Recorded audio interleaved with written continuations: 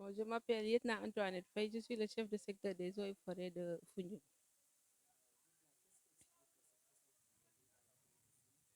Bon, aujourd'hui, je suis à Soum suite à une invitation de l'ARD en collaboration avec le PRODER pour une sensibilisation sur le code forestier au niveau de la commune de Soum, pour lesquels les bénéficiaires sont les élus, les conseillers, les chefs de village et toutes les personnes qui sont intéressées pour une bonne gestion des ressources naturelles, pour faire une sensibilisation afin que les gens soient au courant de tout ce qui se passe et aussi sensibiliser sur le nouveau code forestier qui est devenu un outil de gestion pour le service des eaux et forêts afin de pouvoir gérer les ressources naturelles.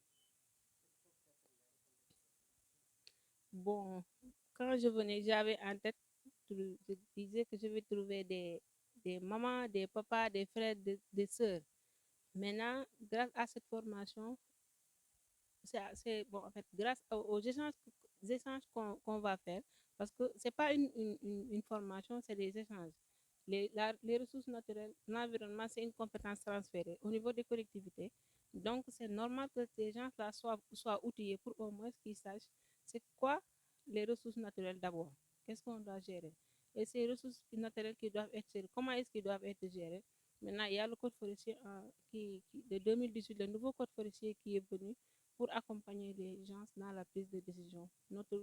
Notre mission est de bien outiller, de sensibiliser, d'informer les gens sur les dispositions qui sont prises au niveau du code forestier pour la gestion de ces dernières.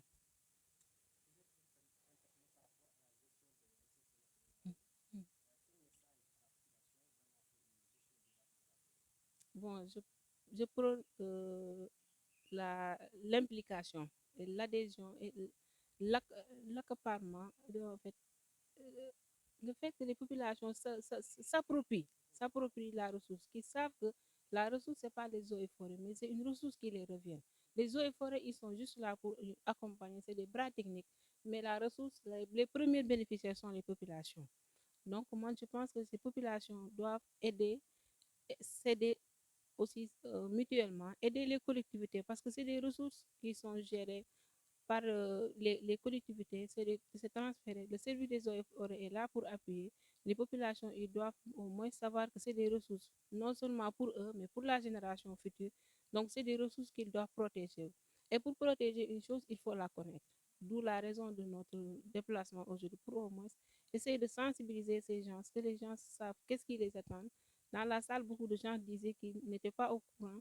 Il y a des transactions qui sont chères, mais c'est des dispositions que la loi a prises pour au moins que les gens respectent parce que c'est une ressource partagée, ce n'est pas une ressource qui appartient à une seule personne. Ça appartient à tout le monde, donc il faut une gestion durable et inclusive, que ces populations puissent savoir que c'est des ressources, ce sont leurs propres ressources, donc c'est à eux de les gérer, de concert avec les services compétents qui sont là pour les aider.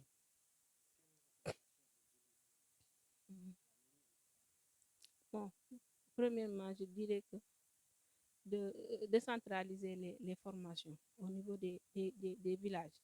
Parce que au niveau, les élus qui sont là, c'est les représentants. Tout à l'heure, je disais aux élus, au retour, il faudra faire retomber l'information. Au moins que les gens aient, que dans chaque famille ou bien dans chaque village, que les gens, les chefs de village, les Badjanougor, les élus et consorts, qu'ils aillent au moins au niveau de leur zone de terroir, là où ils habitent, qu'ils puissent faire passer l'information, au moins que les gens puissent connaître, qu'ils puissent se partager le code, qu'ils puissent en discuter, faire des forats, faire des visites, pourquoi pas de concert avec les collectivités aussi. La collectivité aussi doit pouvoir faire des descentes au niveau des zones les plus reculées, donc, de concert avec le service des eaux et forêts ou bien les techniciens qui sont sur place, au moins qu'ils aillent faire des sensibilisations pour une bonne gestion de nos ressources. Parce que c'est des ressources qui sont menacées, qui sont agressées. Et des fois, ce n'est pas des gens de la zone, c'est des externes qui viennent. Ils viennent piller les ressources, après ils laissent les populations avec leur souffrance. L'AID, je dirais que l'AID, c'est un partenaire de fort longtemps. C'est un projet, c'est une institution qui accompagne le service des eaux et forêts au niveau dans toute la région et même au-delà.